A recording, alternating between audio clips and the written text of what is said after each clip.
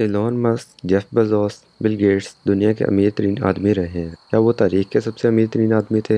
اس کا جواب ہے نہیں۔ انسانی تاریخ میں ایسے بادشاہ گزرے ہیں جن کی دولت کا اندازہ نہیں لگایا جا سکتا، لیکن آج ہم ایک ایسے بادشاہ کے بارے میں جاننے جا رہے ہیں جو انسانی تاریخ کا سب سے امیر ترین آدمی مانا جاتا ہے: مانسا موسیٰ۔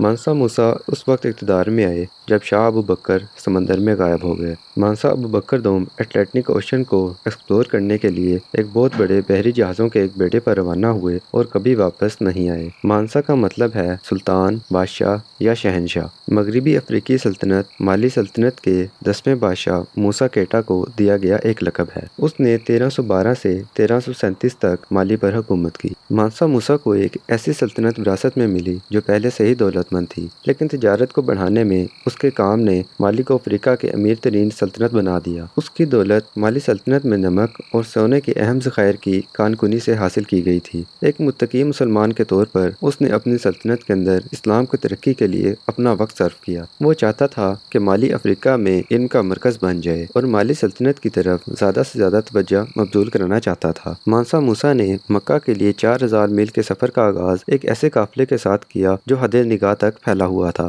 مختلف ذرائع سے تعداد مختلف معلوم ہوتی ہے۔ بعض کا کہنا ہے کہ یہ تعداد 60,000 تھی جو نوکروں، اونٹوں اور غلاموں پر مشتمل تھی۔ اس کا وفد مہنگا بروکیڈ اور فارسی ریشم میں ملبوس تھا۔ ان میں سے ہر ایک اپنے ساتھ ایک سنہری لاٹھی لے کر گیا تھا۔ ان کے پاس اپنے منظم گھوڑے اور تھیلے تھے۔ اس کے غلام بھی اپنے ساتھ سونا لے جاتے تھے۔ مانسا موسیٰ نے جانوروں سمیت اپنی پوری کمپنی کو کھانا کھلانے کے لیے تمام ضروریات فراہم کی۔ وہ نہ صرف اپنا مال اپنے قافلے اور ساتھیوں پر خرچ کرتا تھا بلکہ مکہ کے راستے میں جو بھی غریب ملتا تھا اسے سونا دیتا تھا۔ کہا جاتا ہے اپنا اتنا سونا قاہرہ میں خرچ کیا، خاص طور پر شہر میں، کہ افراط زر نے معیشت کو غیر مستحکم کر دیا اور اس سے ٹھیک ہونے میں کئی سال لگ گئے۔ اس کی دولت کی کہانیاں یورپ تک پھیل گئیں۔ وہ جہاں بھی گیا اس نے مساجد اور یونیورسٹیاں اس قدر تعمیر کی کہ کہا جاتا تھا کہ وہ ہر جمعے کو ایک مسجد تعمیر کرتا تھا۔ آخر کار وہ 1 سال کے بعد علماء اور معماروں کے ساتھ اپنے ملک واپس آیا تاکہ اپنی سلطنت میں اسلام کے علوم کو